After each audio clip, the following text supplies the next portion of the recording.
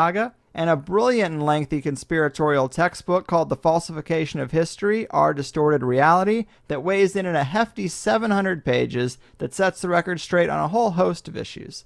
Today we're getting creative with some truth-telling that's a little off the beaten path, but no less important. It's an honor, a pleasure, and a bona fide treat to have him here. John, my man, welcome to THC. Thanks very much, Greg. It's a pleasure to be here. Thank you for inviting me. Of course, man. Thanks for being here. I am really pumped for this one. I like to do shows about topics that aren't part of the Conspiracy 101 introductory brochure that we all get at the meeting, and this is going to be one of them. It was kind of set in motion when I heard the news that the Red Cross had only built 6 homes with the $500 million in donations they received for rebuilding Haiti after the big earthquake they had in 2010. And I thought, this cannot be an isolated incident. Even the name Red Cross sounds like something cooked up by a secret society, and I kind of set off to find anyone who tackled this piece of the puzzle to a larger extent. And I came across your work and found several great things to talk about. But I guess to start with the Red Cross, this Haiti situation is far from the first time they've double-crossed the people that they claim they want to help, isn't it? Absolutely. I mean, it's just an ongoing saga, Greg, to be frank. I mean, this has been going on at least since World War II and probably before then too. The Red Cross were caught red-handed, as it were, actually stealing from not just individual Red Cross parcels, but on an industrial scale from Red Cross parcels. They've been absolutely up to their necks in the conspiracy world, if you like, for a long time, and I suppose the Haiti one is just the latest in a long series of stuff that they've got up to behind the scenes.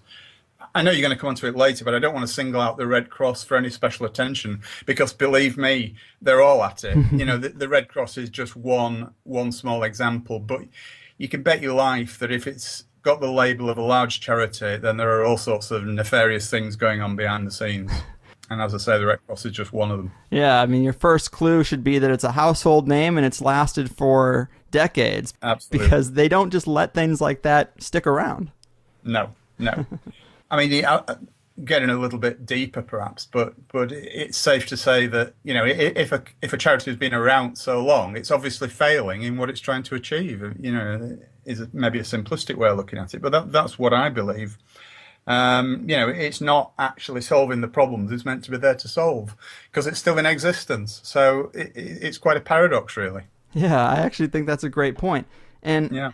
In your piece about the Red Cross, you write that the International Red Cross, like the International Monetary Fund and the World Bank, is an elite-controlled front organization whose true purpose is the complete opposite from their stated purpose.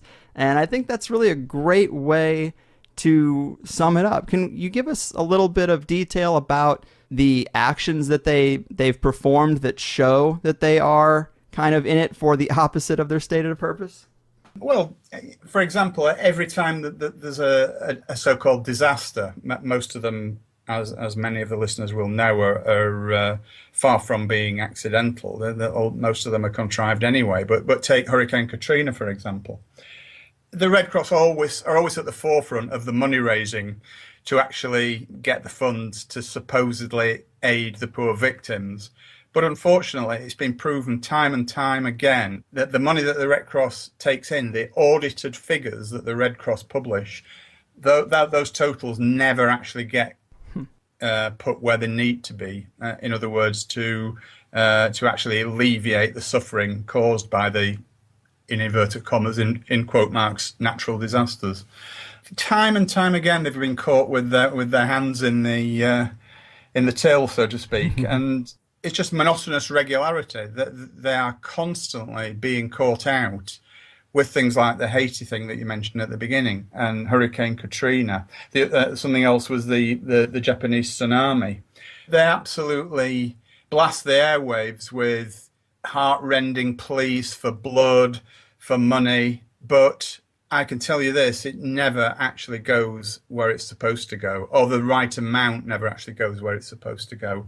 Yeah, you actually have, in terms of some of the things you had mentioned, some of the disasters that had happened, I wrote down here a couple notes. You write that following the disastrous San Francisco earthquake in 1989, the Red Cross donated only $10 million of the $50 million that they raised, and they kept the rest. Also, following the Oklahoma City bombing in 95 and the Red River flooding in 97. Most of those donations were withheld as well. So, I mean, we're talking about taking millions of dollars and donating maybe 10% just to make it look like you're actually doing something. And with this Haiti thing, building 6 houses, it seemed like they just took that greed to a ridiculous level, because they're kind of off the radar in terms of anyone prosecuting them because they're in the club. Yeah. But they got a little greedy with that one. That one was a little bold.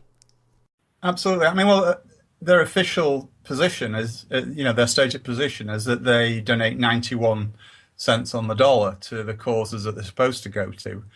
But in actual fact, as you say, it's a lot less than that. And personally, I would love to know where that money is going. I know where some of it's going, but it's a little difficult to prove it, of course. But there are other instances of it being siphoned away into, shall we say, other less worthy causes, shall we say, for example. Well, let's talk about that a little bit. Where specifically would you speculate that the money is going? Well, I guess it's going into the pockets of the people at the top. Right. I hope I'm not being too unkind by saying that. No. But a little while ago, the president of the Red Cross, she is no longer now, but Dr. Bernadine Healy, was actually openly accused of withholding funds. And her arrogant response was that they had to set up a war fund. They weren't withholding funds specifically from any given disaster. They were actually using them to set up a war fund. She said it's evolved into a war fund. We must have blood readiness. We must have the ability to help our troops if we go into a ground war. We must have the ability to help the victims of tomorrow. Well, that's not their mandate. She's no right to say that. It's not their business to start collecting money for future wars that may not even happen. They're supposed to collect money for disasters that are current and actually deal with those, not start a fund for something in the future. That's not how it's supposed to work, I'm afraid. And that's just so typical of the way that charities work, that they're a law unto themselves. They're not really accountable enough to outside organizations. The money just falls into a bottomless pit, into a black hole, and it's never seen again most of the time. Yeah, I thought that was actually a great little quote you had from that previous president, because it's just an example of a little crack in the armor. We actually get to see through the lie a little bit. Yeah. Another example kind of in line with that war fund thing was after 9/11, or during 9/11, they opened up the Liberty Fund. And this is a great example of the corruption, because apparently they got $564 million from donations around the world and only released about $150 million, and that's pretty messed up. That's exactly right. Where did the other 400 million go? I'd love to know, but I don't suppose we'll ever find out. Right. They certainly aren't going to tell us. Exactly. So, do we know much about who started the Red Cross or how they came to be that could maybe give us some clues as to how dastardly they really are? Was this a disaster racket, as you put it, from day one? I'm not so sure, actually. I wouldn't like to go stick my neck out and say that much. I think maybe at the beginning it was meant to be beneficial, shall we say, in the event of emergencies, but it's difficult to say. I don't really know the answer to that, to be honest. Yeah. Apparently, another element to the 9/11 thing that I thought was interesting is they asked for a lot of blood donations, which is a little odd, because who would the blood be for? A large majority of the victims would be dead. And, of course, for them, blood is a commodity that they can sell. But you also stated that they also use blood donations for things the public isn't privy to. Now, we've been down a lot of strange rabbit holes on this show, so I'm curious what you think they could be using blood for. Okay. Well, first of all, let me say you're absolutely right, what you just said. I suppose what I believe that they use the blood for is things that perhaps people would find totally abhorrent, and that is satanic rituals, that kind of thing. Again, I don't know whether you really want to go down this road particularly or not. And it's a very deep and dark hole, I'm afraid, if we do. But I suspect there is that kind of thing going on. I think most people are aware, most people in the conspiracy world are aware that these people, these elite at the top, are well into satanic rituals and and all sorts of murky practices. And I suspect that some of the blood is certainly used in, shall we say, quite unsavory rituals.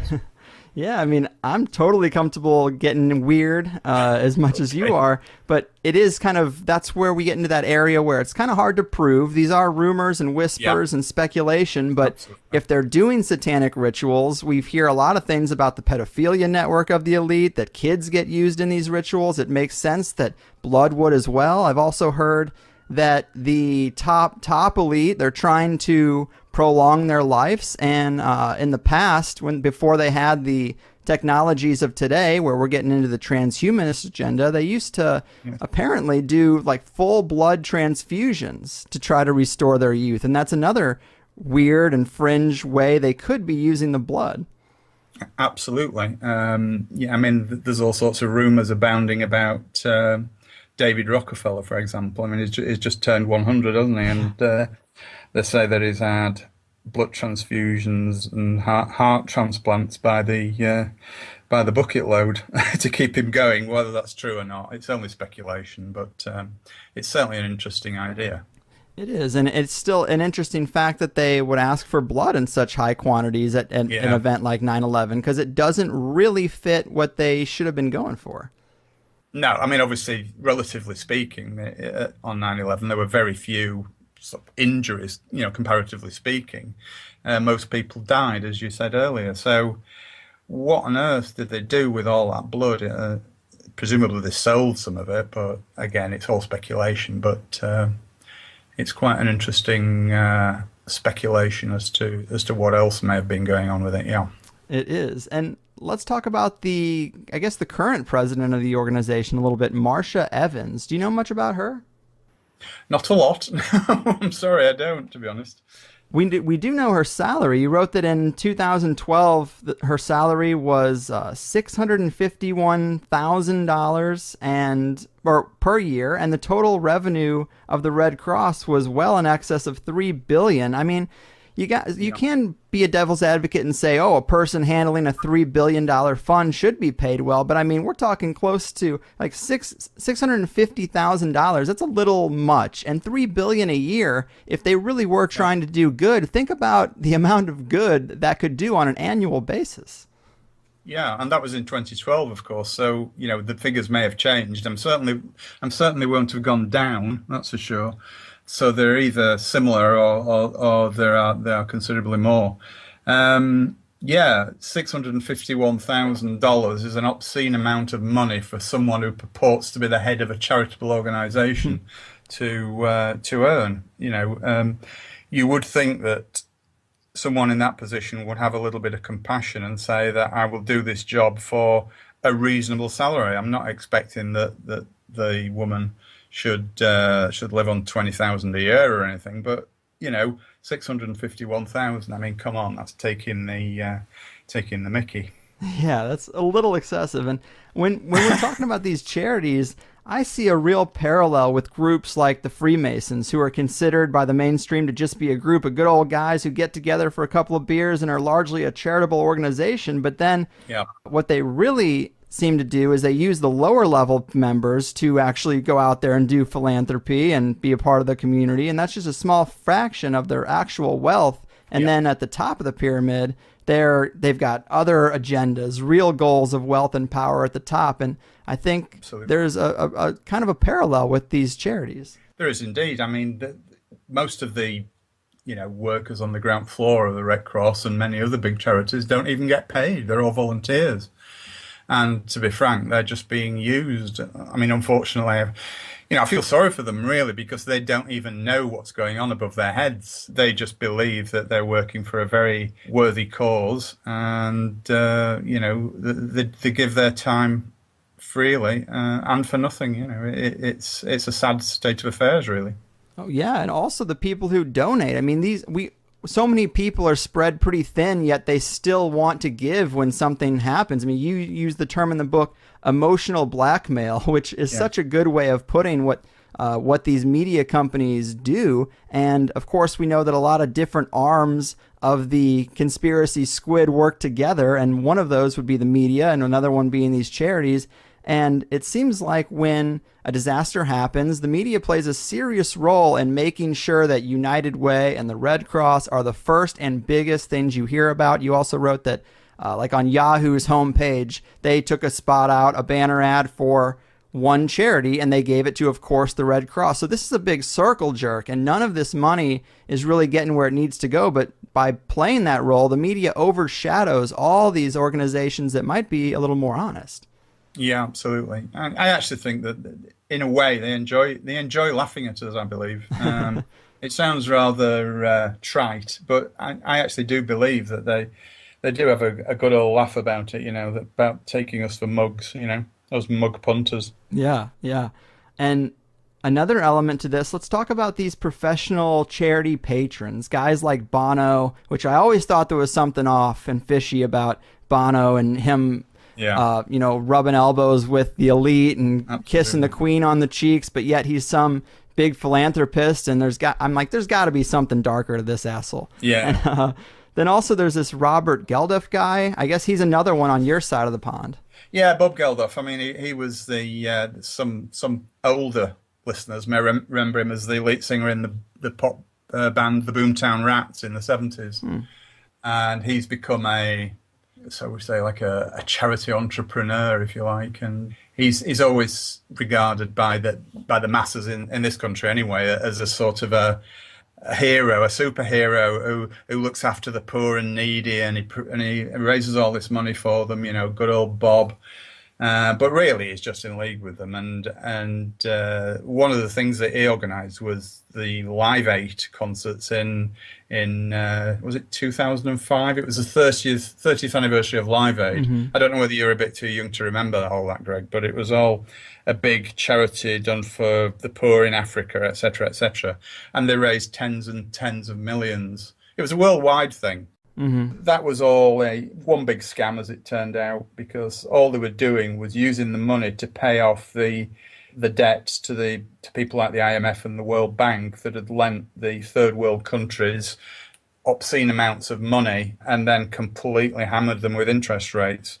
And that's all that the money raised was used for, to pay off the debts to the World Bank and the IMF, basically. Yeah. So it was another rip-off. That is one of the elements that I think is most fascinating and kind of complex, and something that people probably hadn't put together on their own, because I sure didn't. But we have talked to John Perkins, who wrote the book Confessions of an Economic Hitman, and we've been down the road of how they send, these big multinationals and the elite, they send these people into third world nations, get them to take huge loans they can never pay back, get them to sell off their natural resources to corporations who charge them for their own commodities, and then they get into such debt. And we've heard that story, but then there's another step to it. The second step is to bring in your own crew of Bono and U2 and all these big name acts who do these huge benefit concerts to raise money for the loans that they force these nations to take. They're basically paying themselves off, and the poor people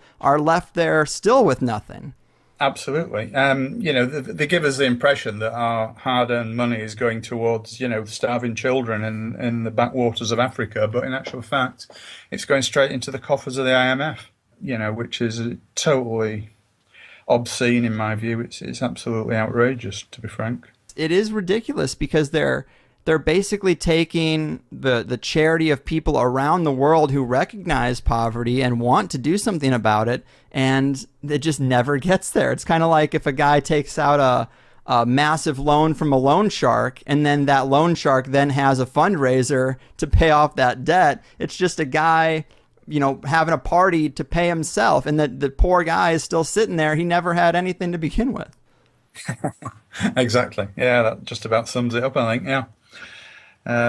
It's absolutely disgraceful, really, what's going on, and the more people that become aware of it, then the sooner it'll get stopped. But I ain't holding my breath right now, I'll tell you.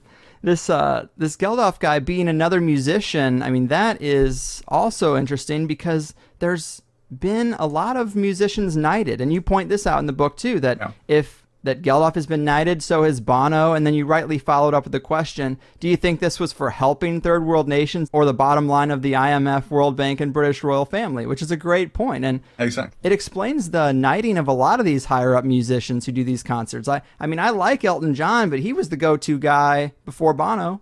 Absolutely, yeah. They're all in it up to the little scrawny necks, believe me. And any of them that have got to the positions of high power that they're in at the moment, that they've only done it one way, and that's by serving the establishment, basically. Mm-hmm. I just cannot see any other any way that it's possible to do it.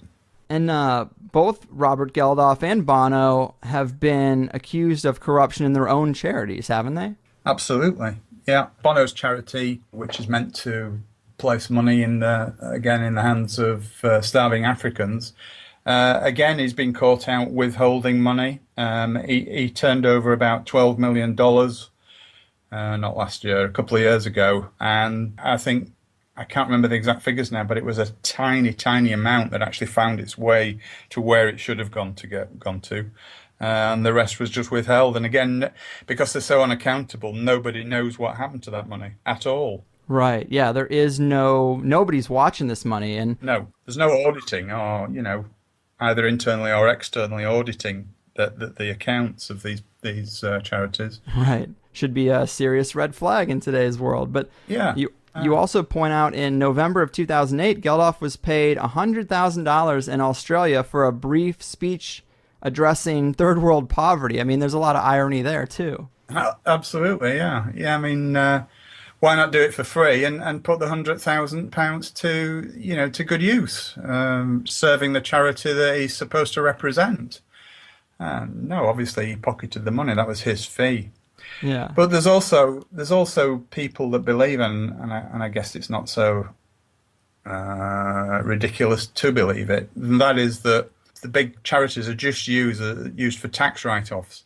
So a lot of people like Geldof and Bono, they can use their charities to write off their own taxes. So there's a lot of sort of creative accounting going on in the background, I believe. Yeah, definitely. There's that too. Yeah. And you also say in your piece that the Queen is the patron of over 600 charities, and you write, do you really believe that this woman, head of the most ruthless family on the planet and personally responsible directly or indirectly for millions of deaths worldwide in her own lifetime, actually gives a damn about starving children or victims of the wars that her and her ilk are actually responsible for causing in the first place? Somehow I think not.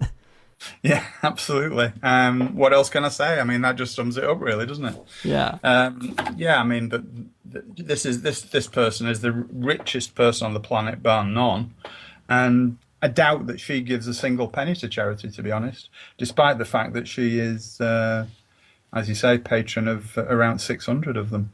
Yeah, it's really messed up, and I had never really looked into this. You always hear people say, hey, be careful with your money when you donate, make sure you know where it goes, look these things up. Yeah. But if you look these things up on the surface, I mean, the Red Cross, the United Way, they've got their asses covered. They've got websites that look very official, organizations that, audit, not audit, but they kind of rank these charities. And of course, they can be bought off just like the FDA can. I mean, it's just another false layer of truth that they think that, people think that they're getting clued into, but it's really just not that way. No, absolutely. They're really, as I say, taking the mickey. It's a complete scam, basically, the whole thing.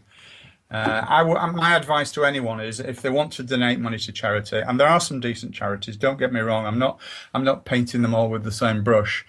I would pick a nice, small, local charity and donate to that if that's what you want to do, if you really feel that you do need to give money. But please stay away from people like the Red Cross, from the WWF and United Way, as you say, and even places like Cancer Research. And I don't know whether that will create a shockwave throughout the listening community by saying that, but it won't here.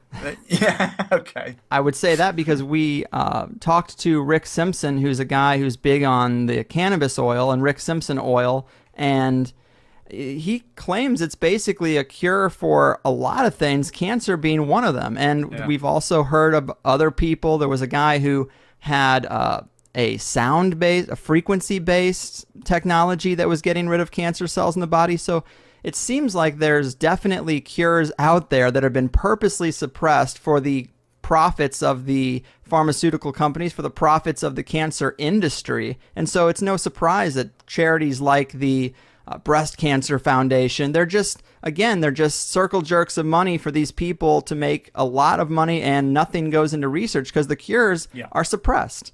Absolutely. I mean, you've got to bear in mind that cancer is a $1 trillion industry worldwide. You know, and the raising of money to supposedly cure it is another massive scam, I'm sad to say. I mean, and I really hate to say that, because I feel that I'm actually denigrating the work of a lot of decent people. Again, at the ground level, everyone that works in these charities are genuine, sincere people who are doing a great job. I'd be the last person in the world to criticize them for that. Mm-hmm. But like us, they're being absolutely deceived on a grand scale. Right. And it's just very, very sad, the whole situation. Yeah, and it's definitely important to point out this corruption, and it's not just that it's systemic, that it's ingrained in these huge organizations. We have to starve these beasts. Like, it's not helping anyone for the Red Cross to exist. It'd be better if we took that $3 billion a year that they make in donations and gave it to an organization that was more interested in helping the poor and exactly. Suffering.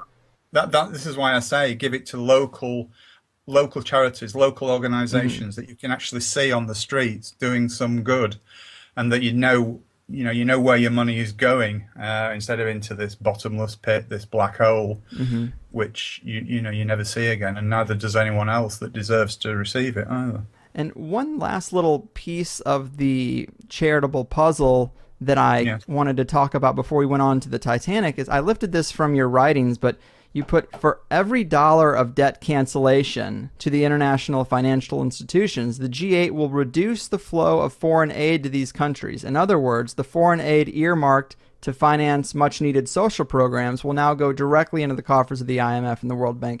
Can you elaborate just on the point of the G8 nations reducing their aid? I mean, this is like a double whammy for these third world countries. Yeah, basically it's just what you've said. Every dollar, every cent, every pound, every penny that goes into paying off the IMF's debt is then reduced from the amount that they provide in terms of ongoing relief back again to Africa, which is the way it's meant to work. So if let's just use some round figures. Let's say that a country in Africa, an anonymous country in Africa, owes the IMF $1 million. It's obviously vastly more than that. And then the IMF is paid back $50,000 through some sort of a charitable donation, which was meant to go to the African people. Then the IMF then will reduce its ongoing aid to that country by that amount, or by that proportion of that amount, so that they actually end up worse off. The more money that you give to charity and is funneled through the African countries into the IMF, the worse off those African countries, and therefore the poor people on the ground are. Right. I'm sorry, I don't know if that's clear, but it's quite complex. It is clear to me, but that is worth pointing out, because it is such it is a double whammy, because it's like they're saying to the world, or like the IMF is saying to the world, oh well, now that Africa has money, we're going to reduce the aid, but they never had money. Exactly. That's more or less sums it up in a nutshell. Yeah. Man, it's definitely dark. I'm glad we talked about it. I want to come back to some of this stuff and maybe a couple other organizations, but I want to make sure we get some of the Titanic saga into the first hour, because we have really yet to tackle that on the show with much depth, and you've investigated this heavily, written both a nonfiction book about it as well as a novel based on the hidden reality you uncovered. So where do we start with this one? Well, shall I just give you a little bit of background as to how I came to write the books, because I think that might be interesting. Might not be, but it might be. Yeah, I think that'd be perfect. What happened was that you've seen the presentation on YouTube, the stand-up presentation that I did about 3-4 years ago, and it's had about 160,000 hits now, so it's quite popular, and a lot of people have contacted me through that. Well, it must be 2 years ago now, I had a very strange phone call. No, email first it was, I beg your pardon. I had a very strange email. It just said, please give me a call on this number. So I ignored it. I thought, no. And then I left it for a while, and then I eventually it kept eating away at me, and this person emailed me back again and said, please call me on such and such a number. And I thought, well, what the heck? What are they going to do? Arrest me over the phone? You know, I mean. So I called the number sort of very tentatively, and it was this lady, and she said, you don't know me, but I'm a Hollywood film director, and I'm really interested in this version of the Titanic that you've come up with. And I said, well, first of all, it's not exactly my version as such. You know, I've done a lot of research on it, but you know, I've been standing on the shoulders of the people who did all the original Spade work, and I found out a lot of other stuff. But it's not. I wouldn't really like to call it my idea. She said, well, anyway, you know the story inside out, I guess. And I said, well, yeah, pretty much. And she said, well, I would like to make a film about it. So I said, oh, okay then. She said, but in order to get funding, there needs to be a book first. So she said, how would you feel about writing a book about it first off? And then she says, we can take it from there. So I set off on that tack, and I beavered away for a few weeks, and I got the basis of the book together, and it was all going on very nicely, and I was having phone calls every week with her, and you know, we were getting on really well and planning it all, etc., etc. And then about 2/3 of the way, the book was about 2/3 of the way complete, and she got back to me and said, I've been in touch with someone who's interested in helping me to get some funding together, but they say it has to be a novel. So, I'd written 2/3 written this non-fiction book containing all the anomalous facts that I knew about the Olympic story, and trying to construct a story that I thought was more likely than the official story, if you like. And I was suddenly hit with this bombshell. Well, I've never written a novel before in my life, but with her help, I actually wrote this novel, which was a fictional story based on what I believed was the real story. Anyway, I'm sorry to ramble on, but to cut a very long story short, nothing ever happened with the film because you could never get funding, but it was a nice idea while it lasted for about 18 months. But that was the story about how it came about, that there are two books, one non-fiction and one fiction. So I suppose in that sense it wasn't wasted effort, because I got two books out of it, and it was disappointing in the end, but I suppose it was only to be expected. Hollywood are not really going to fund something that goes against their version of events, are they? They've already driven home the official narrative once before. Yeah, exactly. Once or twice, yeah. Yeah. So let's get into some of the story itself. I mean, J.P. Morgan, I guess, would be the place to start, would you say? Yeah, absolutely. J.P. Morgan, as a lot of people may know, was quite a ruthless character. He was one of the richest guys in the world in his day. I mean, he was into banking, he was into railroads, he was into all sorts of different industrial and commercial aspects, and he had a lot of fingers in a lot of pies, basically. And he was one of the most prominent industrialists in the US, in the world, if you like, at the turn of the last century, the turn of the 19th into the 20th century. And he had an idea, amongst many other ideas that he had, that because there was such a great deal of immigration into the States from Europe and other places, that he saw an opportunity to build up a shipping line based on a different premise to quite a lot of the other competitive shipping lines that were going at the time. And I'll come on to that in a minute. And basically invested a lot of money into a shipping line called the White Star Line, which was, at the time, before he bought it, it was British owned. And so he bought that line, and he brought it into his own shipping conglomerate, if you like, which had already been established. He'd got a few different shipping lines, but he brought the White Star Line into his little cartel, if you like, for want of a better phrase. And so what happened then was he liaised with a company called Harland and Wolff in Belfast, who were shipbuilders, and he actually took them under his umbrella as well, and made them part of his conglomerate. And they were, as I say, they were shipbuilders, and he commissioned them to build a series of 3 liners, 3 sister ships that were meant to be the largest and most exclusive and luxurious that the world had ever seen. And these were, in chronological order, RMS Olympic, RMS Titanic, and RMS Britannic. The Olympic was the first off the production line, and Titanic was the second, and Britannic actually didn't get built till after the Titanic had gone. But so for all intents and purposes, it was about the two liners, Olympic and Titanic, and that's where it all starts to get interesting. Do you want me to just continue from there, or? Sure, yeah. Let's just walk through the story as you uncovered it. Okay. It's quite complex, actually, because there are 2 different strands to it which come together and create a wow moment at the end. But it's I'll do my best, but it'll mean skipping about from strand to strand as we go along. Sure. So please do bear with me, and if anything gets confusing, by all means stop me and clarify it. Will do. Okay, let me just go back to, so this was about 1908 when the decision was made to build the liners, which were going to be called the Olympic class of liners. And then a couple of years after that, and we're moving on to another strand of the story here, in 1910, there was a meeting at a place called Jekyll Island, which is just off the coast of Georgia on the west coast of the east coast of the US, which was basically a plan to usurp the power to create money from the American government and place it into private hands.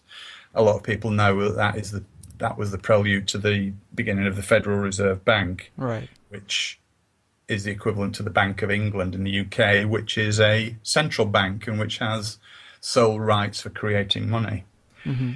However, this wasn't without strong opposition from certain mega-rich individuals, and we'll come on to that later.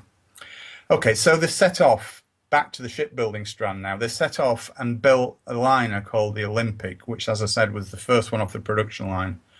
And it was a brilliant ship. It was fantastic. It was launched in 1911, which was about 12 months before the Titanic.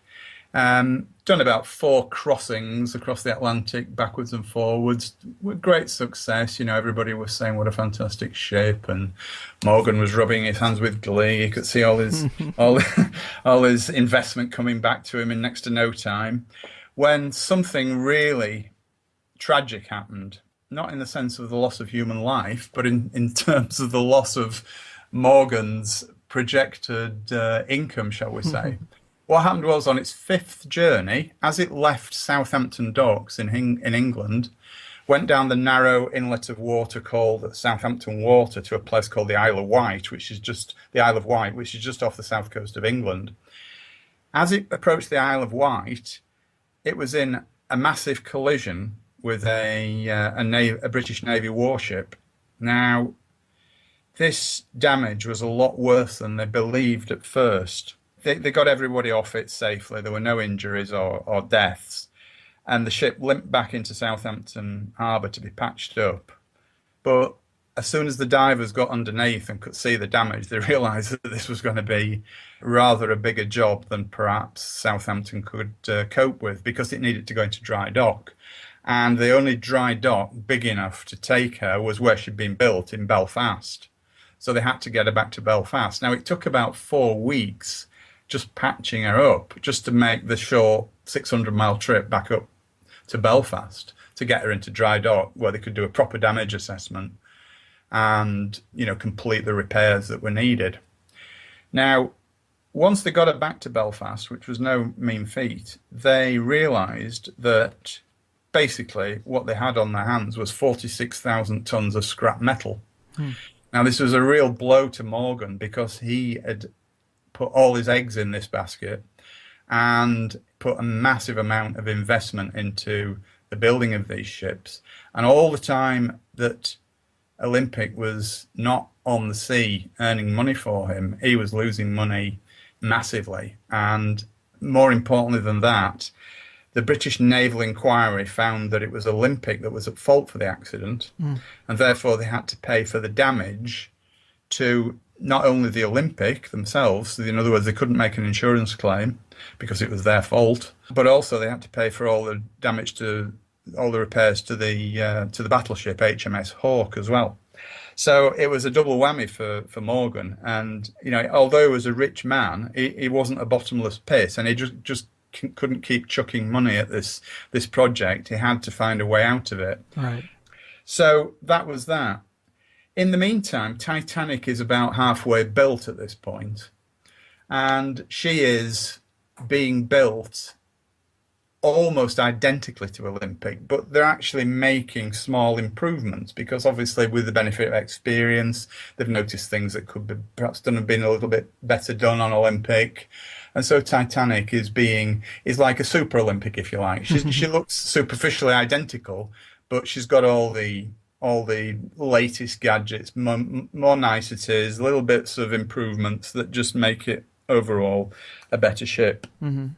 Then eventually they get Olympic back on the sea, earning money again, but there's something not right with Olympic, and they know this. It's not running well. They're having all sorts of engine problems. They're having problems with the prop shaft, vibration, heavy vibration. And then a couple of transatlantic voyages later, Olympic actually ran over a sunken wreck just off the coast at Sandy Hook, which is famous for something else as well, isn't it? But we won't get into that.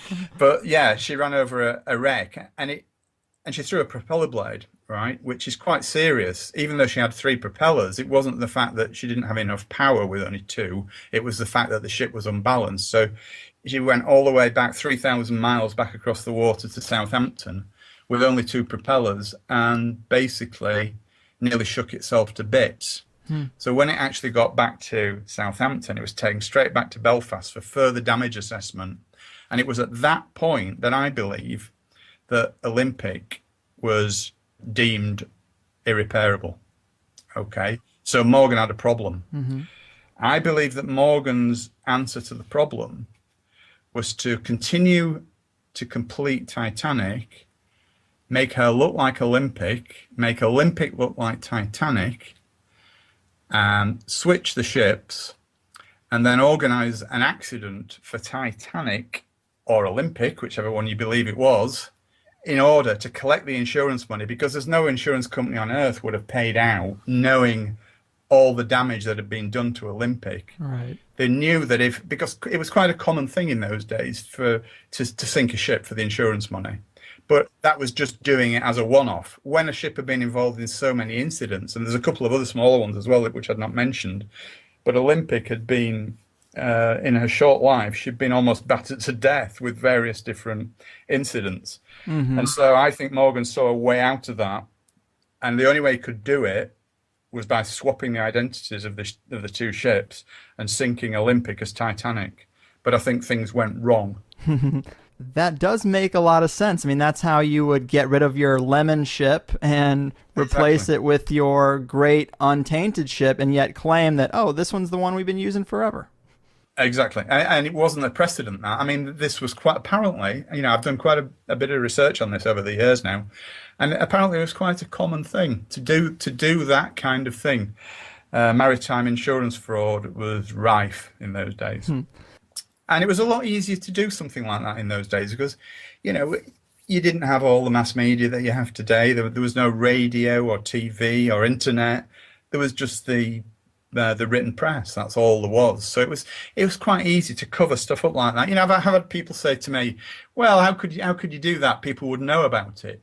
Yeah, they would, but you know, there's a lot of other instances of things that people might know about as well, like 9/11, but they still pull it off. Right. And in those days, it was even easier because, as I say, there was no mass media.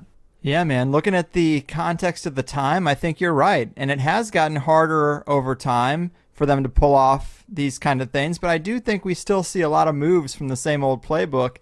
But so, okay, following the two threads of this story, if we're saying JP Morgan was trying to kill two birds with one stone with this event, and that's one of the birds. He wanted to get rid of this junked up lemon ship, the Olympic, pass it off as the Titanic so he could collect the insurance money and cut ties with that liability in one fell swoop. That's one of the birds.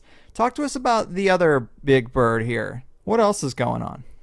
Well, the other big bird is, we'll revert back now to the Federal Reserve side of things. There were four major opponents of the Federal Reserve Bank between 1910 and 1913 when it came to pass through Congress, and that was Benjamin Guggenheim, who was a wealthy industrialist at the time, John Jacob Astor, who was part of the Astor family, who were also stinking rich, and a guy called Isidor Straus, who owned Macy's department store in New York. And he was also a very rich guy. Now, these guys had not accrued their fortunes through financial means, and so they were sort of cut out the loop, if you like, in terms of what the Financial Reserve was going to do. And just in case there's anyone out there who doesn't understand what impact the Federal Reserve would have by its instigation on the finances of not just rich people, but on ordinary people as well, I'll do a little sort of snapshot of that just to put that into perspective. Sure. Okay, basically what the Federal Reserve would do would remove the authority to create and print money from the US government and put it into private hands. Now, this money would then only be lent to government, not given. So they had to pay interest on that money back to the owners of the Federal Reserve, who were some of the rich fat cat bankers like JP Morgan, who had instigated it in the first place. And Strauss, Guggenheim, and Astor, and another guy who everyone's probably heard of, Lindbergh? Lindbergh, yeah. Charles Lindbergh Sr., who was the father of the famous flyer, realized that what would happen is that their own fortunes would be massively eroded by this, because they weren't part of the deal. Basically, they weren't doing it through any sort of benevolence or feeling of charity towards poorer people. They were doing it for very selfish reasons, but nevertheless, they understood exactly the impact that it would have. And of course, that's come true now, because the Federal Reserve, before the Federal Reserve was brought into being, there was no national debt, there was no income tax, and the country was very wealthy. It was, it was probably the wealthiest country in the world at that time, the States, the turn of the last century. But ever since then, it's probably the one that's most in debt because of the Federal Reserve Bank and the intrinsic way that works in terms of creating debt by creating money, which after all is just debt. Dollar bills are just a dollar of debt to the Federal Reserve. That's all they are. Right. But it's real debt, not just paper debt. So anyway, that's the background to that. So these four guys were vociferously opposed to the instigation of the Federal Reserve Bank. And in fact, Astor was on his way back from an extended honeymoon on Titanic to actually instigate a very big campaign against the formation of the Federal Reserve Bank, and he got all his campaign managers in place all along the East Coast, and he was going to fund a massive campaign to bring the real truth to the attention of the American people, so that there could be a popular movement against it and prevent it from happening. Sorry. So Morgan was aware of this, and he was very, very angry about what these four guys were doing. And it's my belief that he actually managed to lure three of them onto the Titanic using various means, in order to sort of, as I say, you keep using this phrase, but kill two birds with one stone, or in this case, three birds, Astor, Strauss, and Guggenheim, in the aftermath of getting rid of the RMS Olympic as well. So it was very much a win-win situation for Morgan, and I believe that is actually what happened. Boom. There you go, man. It really is a great story, and I think the motivations are there. I think the evidence is there, which we can dig into more in the second hour. But just to reiterate the timeline here, 1908, JP Morgan buys the White Star, gets that whole shipping line in order. 1910, the nefarious meeting on Jekyll Island to talk about how to get the Federal Reserve into place. 1911, they launched the Olympic. After many problems in 1912, they sunk the Titanic, or the Olympic. Yeah. And then in 1913, on December 23rd, right before Christmas Eve, Yeah. the Federal Reserve, when everybody's looking the other way, goes into law. So there it is in a nutshell. Absolutely. A bullet point for every move on a 5-year plan. And by removing the opposition to the Fed, he helped to enslave a nation. And here in 2015, they still got us by the balls. I think that makes this pretty important and something that everybody should know about. Yeah. Again, I've got no actual proof of this, but I just think there's a lot. Well, I know there's a lot of circumstantial evidence that points to it. Mm-hmm. I've done several years of almost full-time research before I came up with this theory. And again, I'm not saying that it was my original thought. I'm standing on the shoulders of other people to actually take it one step further, if you like. But I've done a lot of unique individual research that tends to point my feelings in that way, let's say. Well said. Man, wow, John, that pretty much does it for us. I think we did a great job of shining the spotlight on these little pockets of corruption that are still fairly well masked. So thanks so much for taking the time. My pleasure. Before we do go, would you like to tell the people a bit about your books and anything else you got going on, where they can check out other work you've done? Sure. I've got 3 books at present that are available for sale. The first one is one that you kindly alluded to, The Falsification of History, which is almost like the conspiracy Bible, if you like. Mm-hmm. And the other 2 are the ones that we also mentioned. One's RMS Olympic, which is the non-fiction version of the Titanic story. And the other one is called Titanic's Last Secret. And that's just a little story that I, in conjunction with the film director in Hollywood, built around that same true story. Obviously, it's a fictional story, but it's based on the true story. Mm-hmm. And it's quite whimsical. It's not very serious, but those are the 3 that I've got in publication at the minute. I am actually working on one, and this is a long project, very much like Falsification of History was too. And it's called Behind the Curtain, and this is an expose of the banking industry. Oh, nice. Which got little bits of elements of everything that we've talked about today. But it's, it covers all the Federal Reserve and all the elite families and all the rest of it, and how it's all intrinsically linked.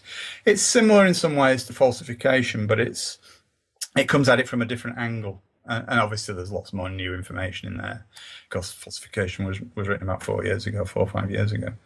But yeah, if anybody wants to buy the books, they're available on Amazon.com. Just type in my name and I'm sure you'll find them. It's John Hamer, Hamer.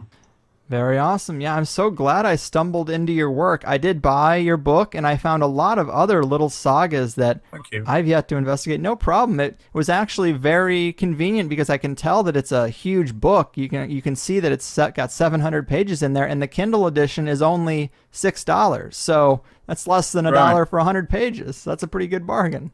Yeah, it is indeed. Well, I did find a lot of those little sagas that I haven't seen before or haven't dove into yet. So maybe down the road we can do another show and hit some of those points, as well as some of the things that are going to be in Behind the Curtain. That would be great. I'd love to do it. Awesome. Well, until then, man, thanks again, and keep fighting the good fight.